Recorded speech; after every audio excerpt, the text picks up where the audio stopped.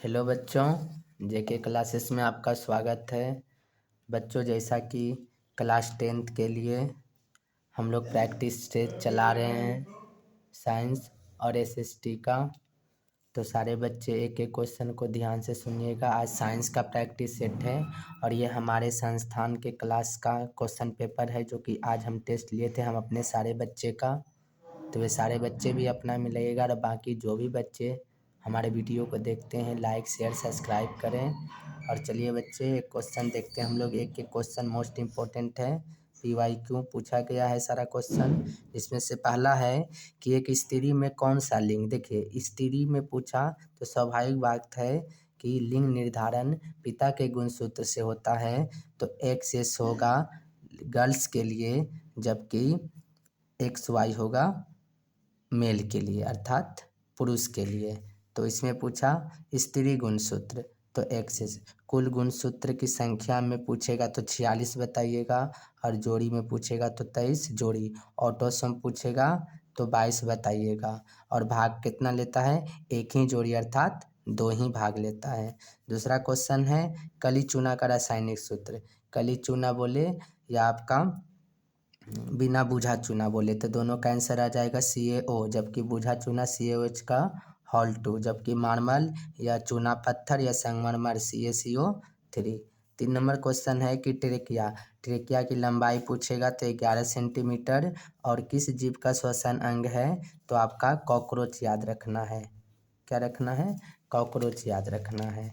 चलिए 4 number question है कि आयोडीन युक्त नमक, हम लोग का जो कि समुद्र से नमक जो प्राप्त करते हैं समुद्र से, तो कोई भी चीज़ शुद्ध नहीं होता है तो उसे अशुद्ध किया जाता है। तो अशुद्ध करने के लिए NaCl में Ki अर्थात पोटेशियम आयोडाइड या पोटेशियम KiO3 मिलाकर इसे शुद्ध किया जाता है, तो इसलिए इस तहत इसका आंसर हो जाएगा आपका A एंड B दोनों। घरेलू गैस अर्थात LPG लिक्विफाइड पेट्रोलियम गैस, इसका प्रमुख अवयव क्या है, देखिए प्रोपेन और ब्यूटेन दोनों होता है, पर प्रमुख पूछ देगा तो ब्यूटेन लेना है आपको। ब्यूटेन C3H 3 दूना 6 2 8, यानी कि इसका फार्मूला C3H8 हो जाएगा। मानव मूत्र में यूरिया का जब पूछेगा कि प्रतिदिन मानव मूत्र कितना स्राव कर देता है, लोग अपने शरीर से त्याग कर देता है, तो 1.5 से 2 लीटर, या फिर 1 से 1.5 लीटर याद रखिए, 1.5 से 2 लीटर। और इसमें यूरिया का प्रतिशत 2% यूरिया होता है, और गंध का कारण अमोनिया गैस। चलिए, यूरिया एक ऐसा यौगिक है जो कि सर्वप्रथम ओहलर के द्वारा बनाया गया था प्रयोगशाला में, जिसका फार्मूला CONH2 का Hol2 होता है। चलिए अगला C60 कहने का मतलब है कि कार्बन के 60 परमाणु, जिसको हम लोग फ्लोरीन बोलते हैं, और ये फ्लोरीन का नाम दिया हुआ था बंकमिस्टर फ्लोरीन। तो इसकी आकृति होती है तो फुटबॉल की जैसी। ये क्या है बच्चे, कार्बन के अपरूप है, लेकिन मुख्य कार्बन के अपरूप 2 ही होते हैं, हीरा और ग्रेफाइट। चलिए 7 नंबर क्वेश्चन हो गया। 8 नंबर है कि 1 किलोवाट घंटा, जब आपसे 1 किलोवाट बराबर पूछेगा, केवल 1 किलोवाट पूछेगा, तो आपको याद रखना है 1000 वाट। और जब पूछेगा 1 किलोवाट घंटा तो 3.6 गुना 10⁻6 जूल बताना है। 3.6 गुना 10⁻6 जूल 1 किलोवाट घंटा का वैल्यू हो गया। चलिए, ऊर्जा का ऐसे मात्रक जूल होता है।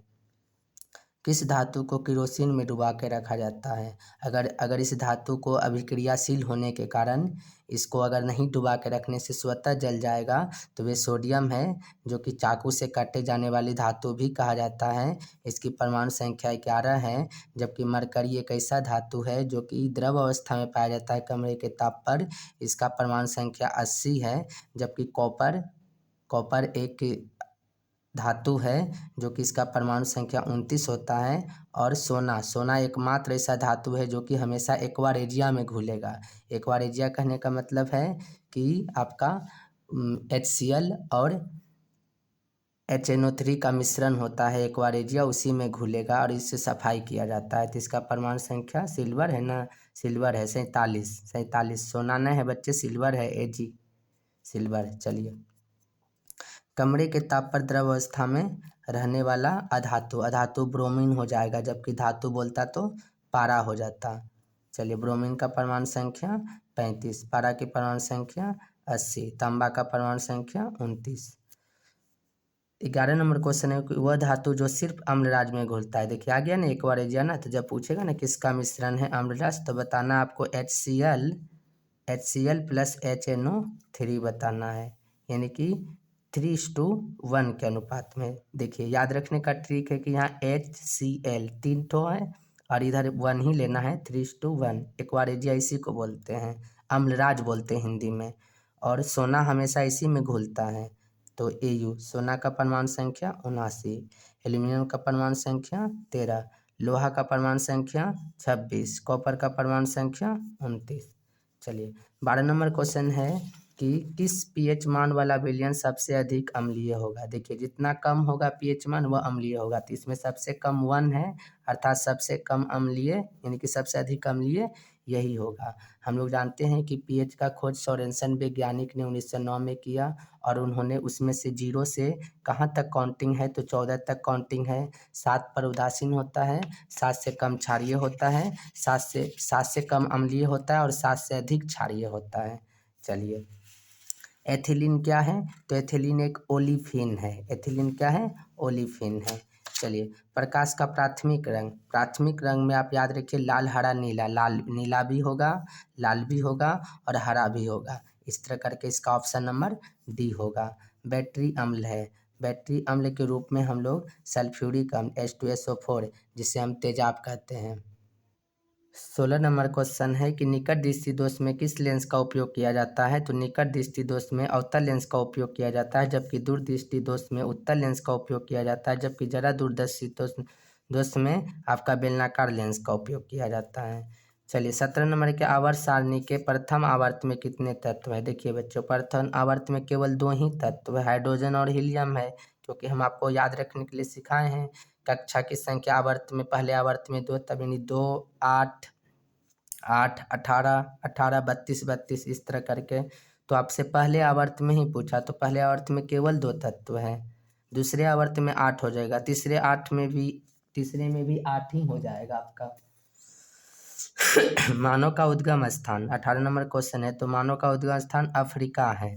चलिए सबसे अधिक क्रियाशील हैलोजन है, यानी क्या हैलोजन, ग्रुप 17 के तत्व को हैलोजन ग्रुप कहा जाता है, और सबके बाह्यतम कक्षा में 7 इलेक्ट्रॉन होता है, और तो फ्लोरीन सबसे अधिक क्रियाशील है।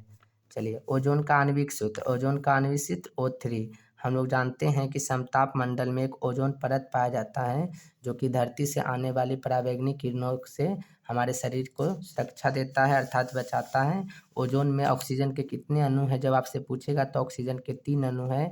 और ओजोन दिवस कब मनाते हैं, तो 16 सितंबर को मनाते हैं, आपको ये बातों को याद रखना है। प्रत्यावर्ती धारा अर्थात अल्टरनेटिंग करंट, हमारे घरों में जो भी करंट आया है वो आपका अल्टरनेटिंग है, AC है, और कितने हर्ज का आया है, तो पूछेगा तो आपका 50 हर्ज हो जाएगा। वोल्ट पूछेगा तो 220 हो जाएगा, और आपका 220 पर कौन सा है, तो प्रत्यावर्ती धारा है। कौन सा हो जाएगा, प्रत्यावर्ती धारा। अच्छा आवृत्ति का SI मात्रक ही क्या होता है, हर्ज होता है, आवृत्ति का SI मात्रक। चलिए 22 नंबर क्वेश्चन है कि अकीर्य गैस है, इनमें से कौन अकीर्य गैस है, तो आपका हीलियम एक अकीर्य गैस है, एकमात्र ऐसा अकीर्य गैस जिसके बाह्यतम कक्षा में 2 ही इलेक्ट्रॉन है, बाकी जितने भी अकीर्य गैस है सबके बाह्यतम कक्षा में 8 इलेक्ट्रॉन है। और ये अष्टक पूरा है, इसीलिए इसका संयोजकता 2 ही होगा, बाकी का संयोजकता आपका 0 होगा। वैलेंस इलेक्ट्रॉन 8 होगा पर संयोजकता 0 होगा। चलिए अगला, सबसे कठोर प्राकृतिक पदार्थ, दुनिया का सबसे कठोर पदार्थ हीरा होता है, धातु पूछ देता तो प्लेटिनम हो जाता। चलिए 24 नंबर है कि रक्त में ऑक्सीजन का वाहक है। हमारे शरीर में ऑक्सीजन का वहन जो है हीमोग्लोबिन करता है। हीमोग्लोबिन क्या है, एक वर्णक है जो कि रक्त का कलर देता है लाल रंग का। तो ऑक्सीजन हमारे शरीर में ले जाने का काम, हमारे शरीर के हर अंग को ऑक्सीजन चाहिए, तो वो हीमोग्लोबिन उत्तरदायी है। अगर ऐसे ऑक्सीजन में ऑक्सीजन नहीं पहुंच पाने से मांसपेशियों में ऐंठन या दर्द महसूस होने लगती है, तो वहाँ पर पूछेगा किसके कारण, तो लैक्टिक एसिड के कारण। 25 नंबर क्वेश्चन है कि तंत्रिका तंत्र का संरचनात्मक और क्रियात्मक इकाई, यानी कि बना किस चीज से है, तो नेफ्रॉन नहीं न्यूरॉन होगा। तंत्रिका तंत्र की इकाई न्यूरॉन, जबकि किडनी का भूस्ताप से या फिर तो हो जाता है आपका नेफ्रॉन। किडनी की आकृति सेम के बीज के समान होता है और यह एक नेफ्रॉन में 10 लाख, मतलब कि एक किडनी में 10 लाख नेफ्रॉन पाए जाते हैं। चलिए, ये हो जाएगा तंत्रिका तंत्र की इकाई न्यूरॉन। और अध्ययन न्यूरोलॉजी, किडनी का अध्ययन नेफ्रोलॉजी।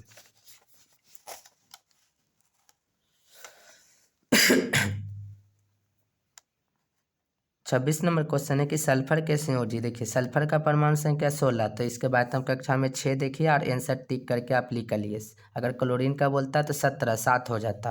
आर्गन का बोलता 18, 8 हो जाता। सिलिकॉन का बोलता 14, 4 हो जाता। मैग्नीशियम का बोलता 12, 2 हो जाता। अनवीकरणीय ऊर्जा के स्रोत, वैसे अच्छा, परंपरागत ऊर्जा स्रोत को ही अनवीकरणीय ऊर्जा स्रोत कहते हैं। तो कोयला आपका अनवीकरणीय है, जो कि समाप्त हो जाता है, जो कि समाप्त होने वाले को ही अनवीकरणीय बोलते हैं। सूर्य एकमात्र पृथ्वी का ऊर्जा का स्रोत है, यह नवीकरणीय है। जल एक नवीकरणीय है, पवन एक नवीकरणीय है, कभी समाप्त नहीं होगा। विद्युत शक्ति में निरूपित नहीं करता है, ये क्वेश्चन आप ध्यान दीजिए। देखिए, यहाँ नहीं करता है पूछा है, तो ये सारे करता है। V इंटू आई, VIR, और आपका ये हो जाएगा I²R, लेकिन IR², ये आंसर इसका नहीं होगा। विद्युत धारा मापा जाता है अमीटर से, विद्युत धारा को अमीटर से मापा जाता है। छोटी विद्युत धारा को गैल्वेनोमीटर से मापा जाता है। विभव को वोल्ट मीटर से मापा जाता है, और वोल्ट मीटर को समांतर क्रम में जोड़ा जाता है, जबकि अमीटर को श्रेणी क्रम में जोड़ा जाता है। वोल्ट बराबर जूल पर कूलाम, जूल पर कूलाम को ही क्या बोलते हैं, वोल्ट बोलते हैं। चलिए, बेकिंग सोडा या फिर सोडियम बाइकार्बोनेट, तो NaHCO3, जबकि खड़िया चूना पत्थर या संगमरमर का CaCO3। जबकि आपसे पूछेगा धोबिया सोडा अर्थात धोमन सोडा Na2CO3 इंटू 10H2O। जब पूछेगा आपको बूझा चूना CaOH का हॉल 2। जब पूछेगा बिना बूझा चूना CaO। किस रंग का विचलन न्यूनतम होता है, तो लाल सबसे ऊपर होता है, तो सबसे कम विचलित लाल होगा, सबसे अधिक विचलित बैंगनी होगा। 33 नंबर क्वेश्चन है कि ओजोन परत पाया जाता है। तो ओजोन परत, जैसा कि हमने बताया कि यह पराबैंगनी किरणों से हम लोग को बचाता है, सुरक्षा देता है, पृथ्वी का सुरक्षा कवच कहा जाता है। तो ये वायुमंडल के ऊपरी सतह किस में बोलिए तो समताप मंडल में, ऊपरी सतह के समताप मंडल में पाया जाता है।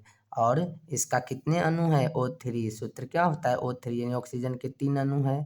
और दिवस पूछ देगा तो 16 सितंबर। अच्छा, इसमें ह्रास का कारण क्या है, इसमें कमी का कारण है CFC। हो सकता आगे क्वेश्चन ये होगा, तो CFC अर्थात क्लोरोफ्लोरोकार्बन।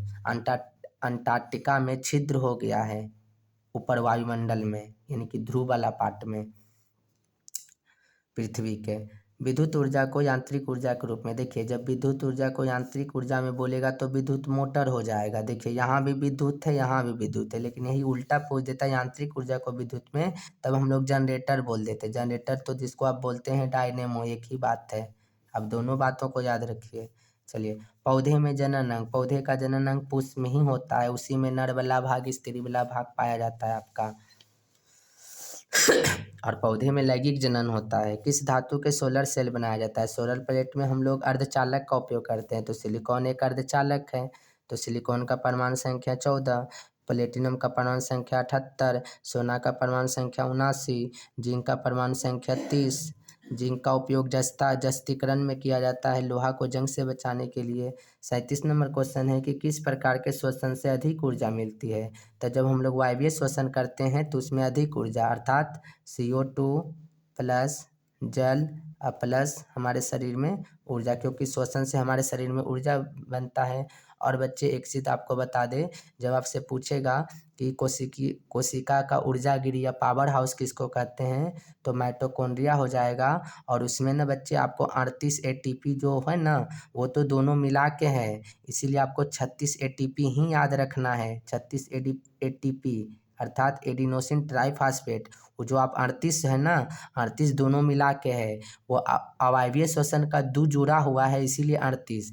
जब पूछेगा कुल तो 38 ऊर्जा बताना है, नहीं तो आपको 36 ATP लगाना है।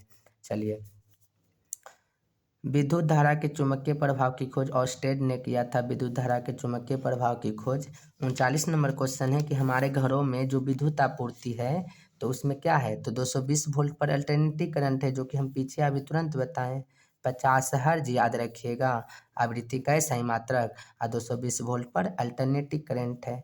चलिए 40 नंबर क्वेश्चन है कि जिप्सम का सूत्र क्या है, तो जिप्सम में 2H2O अर्थात CaSO4 इंटू 2H2O। यही जब 120 डिग्री पर इसको गर्म करेंगे जिप्सम को तो प्लास्टर ऑफ पेरिस बन जाएगा। अर्थात जब लोग का हड्डी टूट जाता है तो आधा हो जाता है, तो आप इसको याद रखने के लिए लिखिए कि हड्डी टूटने के बाद प्लास्टर होगा, अर्थात आधा बचा H2O। और उसके बाद ये तो आप तो है नहीं कुछ। चलिए आगे बढ़िए। अमीबा में अलैंगिक जनन होता है, तो ये हो जाएगा आपका विखंडन। विखंडन बोलिए या द्विखंडन बोलिए, दोनों एक ही बात है। चलिए कौन सबसे कम, अच्छा मुक्लन ईस्ट में मुक्लन होता है। अगला कौन सबसे कम क्रियाशील है, तो सबसे कम क्रियाशील सोना होता है। अब ऑप्शन के अनुकूल इसका लोहा हो जाएगा, लेकिन आपसे पूछेगा सबसे अधिक तो पोटेशियम क्रियाशील होता है और सबसे कम सोना होता है। पोटेशियम का परमाणु संख्या 19, सोना का परमाणु संख्या 79। सोना का लैटिनम औरम पूछ दे आपसे ना, लैटिनम पूछा गया है तो सोना का औरम हो जाएगा लैटिनम। अगला हो गया कि मानव का प्रमुख उत्सर्जी अंग, तो उत्सर्जी अंग में तो केवल मुख्य उत्सर्जी अंग पूछा आपसे, तो किडनी हो जाएगा, वृक्क हो जाएगा, जो कि नेफ्रोलॉजी इसका अध्ययन होता है। चलिए इसका वजन 150 ग्राम ही बोलना है आपको, जबकि लीवर का वजन 1.5 kg होता है। टार्टरिक अम्ल, जब हम लोग खट्टा चीज खाते हैं तो टट्टर का आवाज निकालते हैं, तो वहां से याद रखिए आपको इमली में टार्टरिक अम्ल, सिरका में एसिटिक अम्ल, नींबू और संतरा में सिट्रिक अम्ल, टमाटर में ऑक्जेलिक अम्ल। इसका आंसर हो जाएगा डी।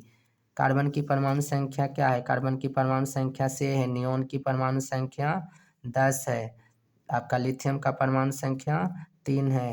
आपका बेरिलियम का परमाणु संख्या 4 है। 46 नंबर क्वेश्चन है कि किस रंग का प्रकीर्णन अधिक होता है। देखिए इसमें अगर बैगनी रहता तो बैगनी आंसर होता, पर दोनों आप याद रखिए, नीला इसका आंसर होगा। नीला या बैगनी दोनों याद रखना है आपको कि सबसे कम प्रकीर्णन, यानी कि जिसका तरंगदैर्घ्य अधिक होगा उसका प्रकीर्णन कम होगा, और जिसका तरंगदैर्घ्य कम होगा उसका प्रकीर्णन अधिक होगा। तो बैगनी का तरंगदैर्घ्य कम होता है तो इसका प्रकीर्णन अधिक होगा। यदि यहाँ कम रहता तो आंसर लाल हो जाता। फूल का कौन सा भाग फल बनता है, अंडाशय। अंडाशय वाला भाग ही फल बनता है। ओजोन परत का कमी में कारण क्या है, ह्रास का मुख्यतः कारण क्या है, CFC, जो अभी हम बताएं आपको, क्लोरोफ्लोरोकार्बन। आवर्त सारणी के, अच्छा मीथेन का सूत्र CH4। आवर्त सारणी के प्रत्येक आवर्त का अंतिम सदस्य होता है प्रत्येक, ये कैसे हमेशा याद रखिएगा, आवर्त सारणी के किसी भी आवर्त का अंतिम तत्व एक अकेली गैस होता है। बार बार क्लास में बोले हैं, ध्यान रखना ये सब बातों को कि आवर्त सारणी के प्रत्येक आवर्त का अंतिम सदस्य एक अकेली गैस होता है। अधिकतम इलेक्ट्रॉनों की संख्या के लिए 2n² फार्मूला लगाइए, और किस कक्षा में कितने इलेक्ट्रॉन होंगे, कक्षा की संख्या 4 है। अब चलिए बच्चे, लास्ट क्वेश्चन 50 हो गया, तो कुछ मोटिवेशनल लाइन आपके लिए हमेशा लिखते हैं टेस्ट में, इसको पढ़ देते हैं। यहाँ लिखा है बच्चे कि पढ़ना कभी बंद ना करें। जीवन में कोई भी परिस्थिति आ जाए, आप सारा काम देखिए, पर अपने समय के अनुकूल पढ़ाई भी करना है। इसलिए पढ़ना कभी बंद ना करें, क्योंकि ज्ञान की कोई सीमा नहीं होती। ये दूसरों से ज़्यादा हमें नॉलेज है और आपको सफल बनाती है। यानी बच्चे हमें सब काम करना है, पर अपने समय को देखते हुए, कहाँ ज़्यादा समय देना है कहाँ कम देना है, उस अनुकूल के सारे बच्चे मन से पढ़िए। और नेक्स्ट वीडियो फिर लाएंगे। थैंक यू बच्चों।